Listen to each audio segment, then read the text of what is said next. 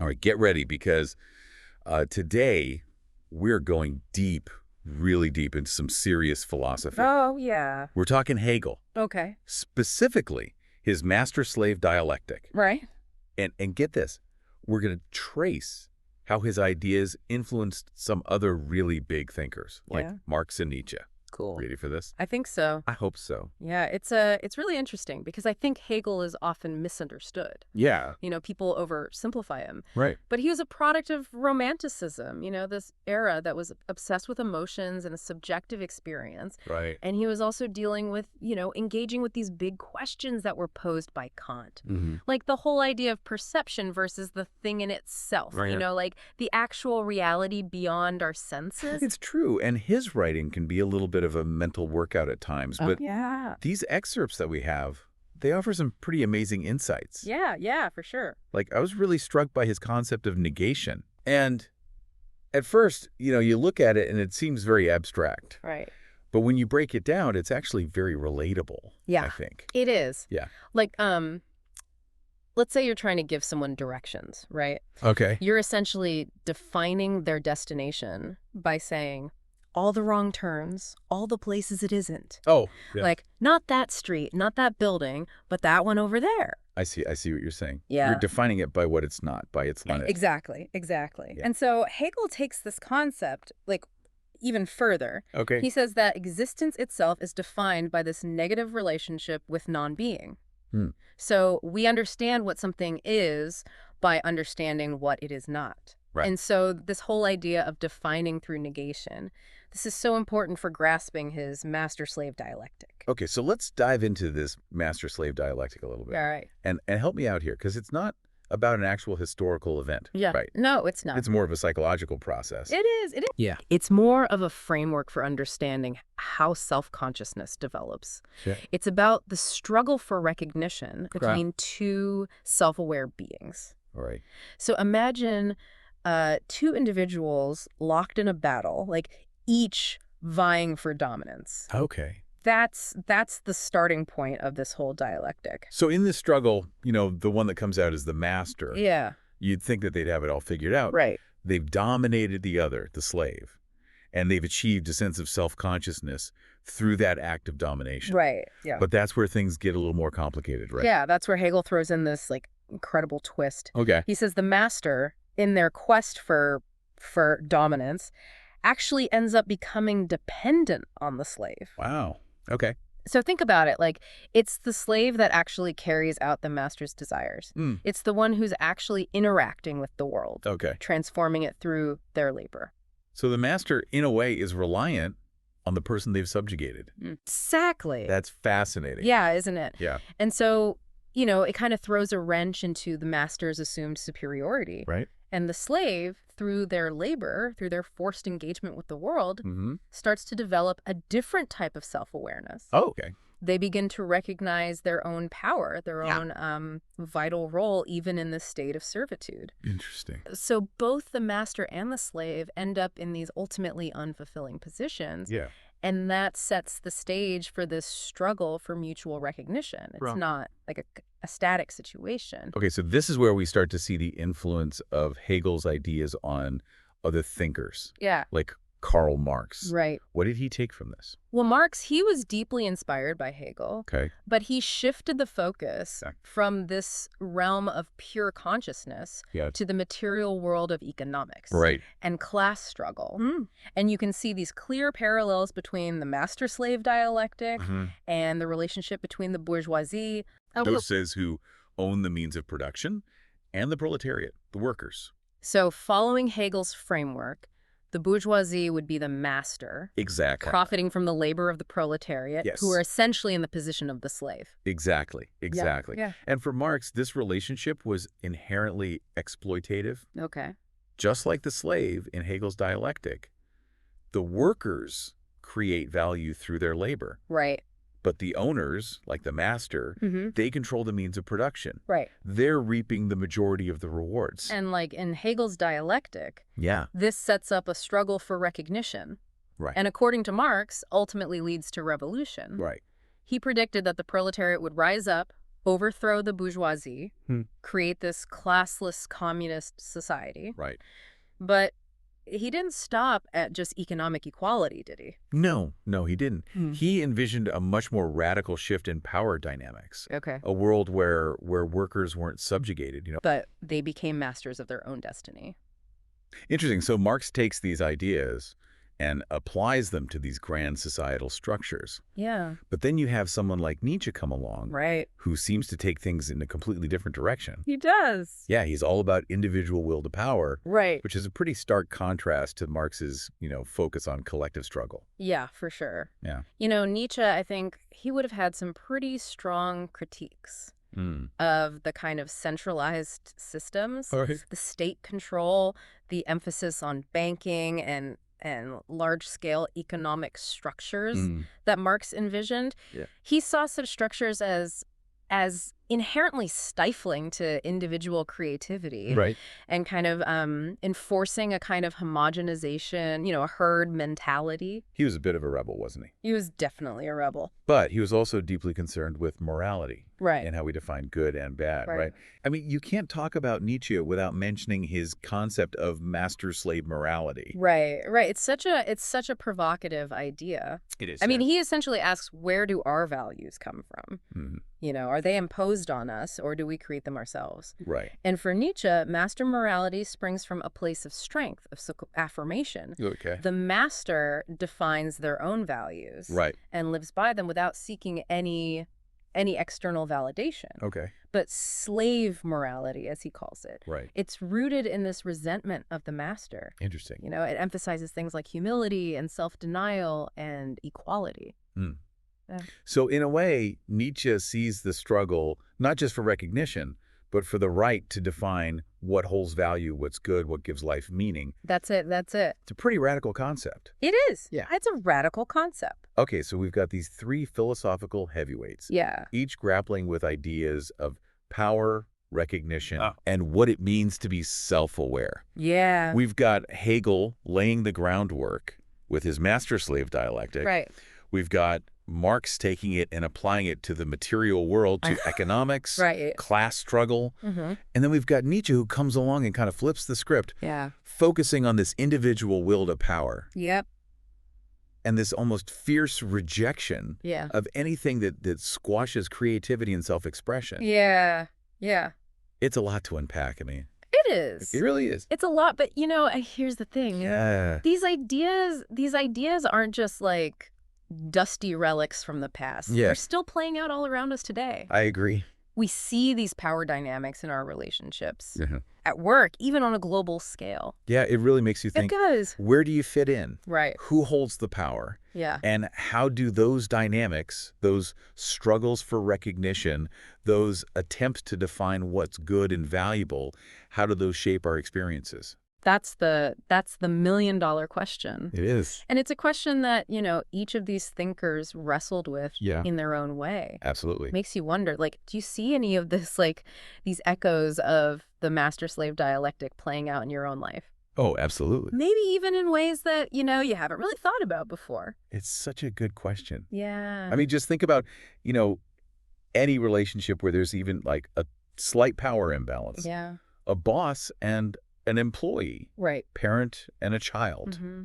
Even between friends or romantic partners. Right. It's amazing how often these dynamics kind of crop up.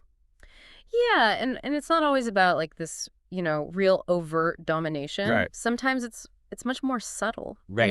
The pressure to conform to something, or the fear of speaking up to somebody who has authority, or even just that feeling that your voice doesn't really matter. All those things, I think, can be tied back to these ideas. It's so true. Yeah. And it's interesting how, just like in Hegel's model, both the master and the slave can end up kind of trapped in their roles. Yeah. And neither one is truly free. Right. And it makes you think, how much are we unconsciously perpetuating these power dynamics without even realizing it. Yeah, it's a real possibility, I think. Yeah. But remember, Hegel's dialectic isn't like a static thing. It's a process, a struggle. Right. And through that struggle, there's this potential for greater self-awareness and maybe, even a more equitable relationship to emerge. Okay, so how does that like struggle for mutual recognition actually kind of play out in the real world? Yeah. Because Marx had his ideas about, revolution. But that hasn't really happened on a global scale, has it? No, that's where things, I think, get even more complicated. Marx was brilliant. Like, he was really brilliant in pointing out the inequalities, inherent in capitalism. Right. But his prediction of this, like, worldwide proletarian revolution, it just hasn't happened. And I bet Nietzsche wouldn't have been surprised by that. Probably not. I mean, he was pretty skeptical of those grand centralized systems that Marx was, kind of envisioning. Right. He probably would have argued that they just end up crushing individual spirit and creativity. Exactly. Yeah. Right. Yeah, I think so. He would have been like, I told you so. Yeah, exactly. But they were both writing in very specific historical contexts, right? They were. Influenced by, the social and political upheavals of their time. Yeah. But that doesn't mean their insights are irrelevant. No, not at all. The challenge is, like, how do we apply these ideas to our modern world? Right. Which is, like, infinitely more interconnected and complex. It is. It's a real challenge. It is a challenge. Yeah. I mean, let's just take Marx's critique of capitalism. Yeah. He was convinced it would just, like, crumble under its own weight. Yeah. Collapsing from overproduction and worker exploitation. Right. But capitalism has actually been pretty adaptable, hasn't it? It has. I mean, it's resilient more than I think he anticipated. You're right. It has evolved. And there have been, like, reforms to try and address some of the more, like, blatant inequalities. Right. But a lot of people would say they haven't gone far enough. I mean, we still see these huge disparities in wealth, access to resources and opportunity. Yeah. And globally, capitalism has become this, like, massive force. It has. Through globalization, which has, arguably led to new forms of exploitation. Right. These really intricate economic webs that are, like, really hard to even understand fully, let alone control. Right. It's a far cry from the world that Marx was writing in. It is, yeah. Yeah. But it's hard to deny, that many aspects of his critique of capitalism still resonate today, They do. But that grand solution that he proposed, this worldwide communist revolution, it just seems less and less likely now than ever. And I bet, from Nietzsche's perspective, the rise of these massive global corporations and powerful, like, centralized states would be, like, really troubling. Yeah. I mean, he would probably see them as just these, like, giant machines that are, like, churning out conformity and stifling any genuine individual expression. Exactly. Yet at the same time, like, we're also seeing this, like, growing emphasis on individual empowerment, self-expression, and a rejection of these really rigid hierarchies. Okay. So it's like we're caught in this paradox. Yeah, it is. It's a paradox. It's like this tug of war between the yearning for, like, individual freedom and this pressure to conform. This desire for collective action and this allure of, like, self-interest. Yeah. Like, are we destined to just be stuck in this, like, struggle forever? That's a profound question. It is. And I think, maybe that's the real lasting power of thinkers like Hegel, Marx, and Nietzsche. Yeah. They really force us to confront these fundamental tensions, these contradictions that shape our lives and our societies. Right. Yeah.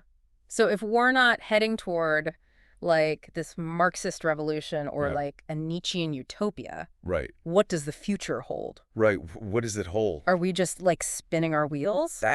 That is the million-dollar question, isn't it? Yeah. But I think, maybe the key takeaway here is that these thinkers they've equipped us with some really incredible tools for analysis. Okay. They've given us a new way to understand power dynamics. Right. You know, the constant struggle for recognition. Yeah. This really intricate dance between like individual will and the demands of society, you know? Yeah, they've shown us how to question our assumptions. Exactly. Really examine the systems that we're a part of.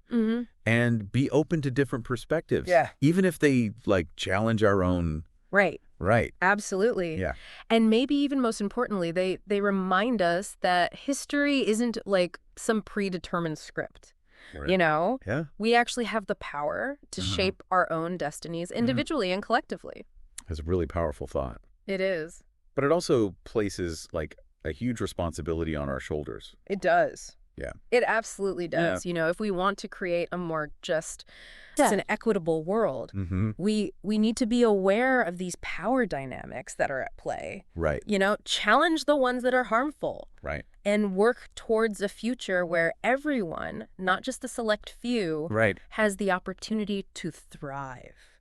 You know, that's why I think, like, exploring these philosophical ideas really matters. Yeah. You know, it's not just about these, like, abstract concepts. Yeah. It's about, like, understanding ourselves, our relationships, the world around us. Right. It's about seeing those hidden forces that shape our lives. I think so. Yeah. You know, it really is kind of remarkable how relevant these ideas from centuries ago still are. It is. You know? It's pretty crazy. Yeah, like Hegel, Marx, and Nietzsche. It's like they opened up this, like, this window into the human condition, and we're all still, you know... Peering through it. Yeah, peering through, trying to figure it all out, you know? And what's so fascinating is, like, each of these thinkers offers a unique lens for us to kind of, like, look through. Yeah.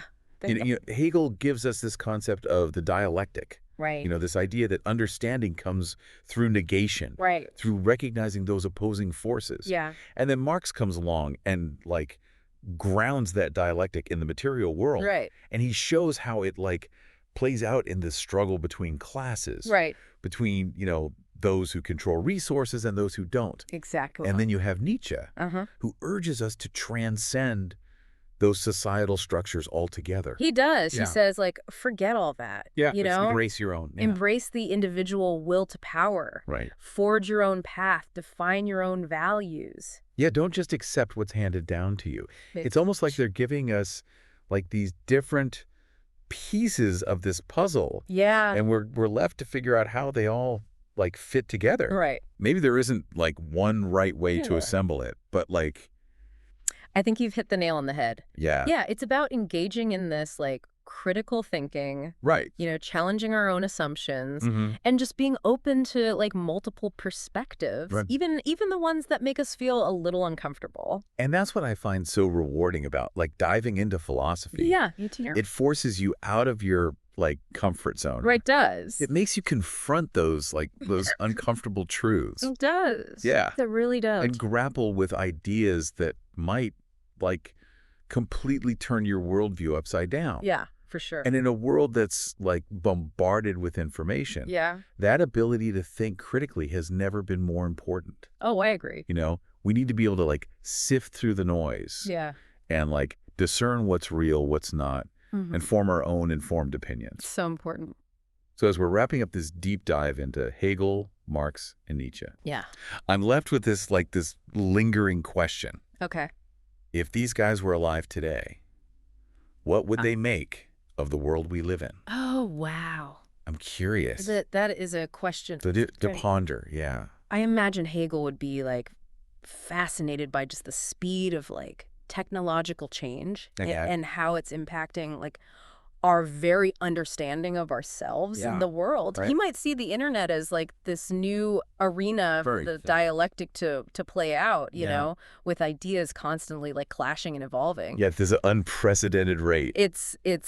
I can just imagine him trying to, like, wrap his head around social media. Amen. What about Marx? Oh, man, what do you think he'd say? I think Marx would be both disheartened and energized by the persistence of economic inequality, even as, global capitalism has become so complex, even more interconnected and complex than ever before, Right. He might see like new possibilities for worker solidarity emerging in the digital age, but also like new challenges posed by things like automation, and the erosion of like traditional labor structures. Right. Yeah. And Nietzsche.